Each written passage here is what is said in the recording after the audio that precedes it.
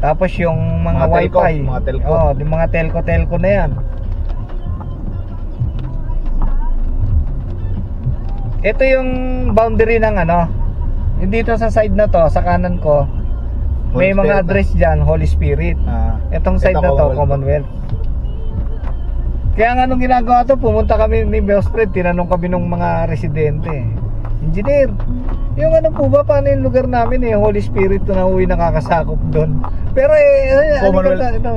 Yung pala, boundary itong putang inan to. Itong mismong Ito, yan. Ito, Holy Spirit na to.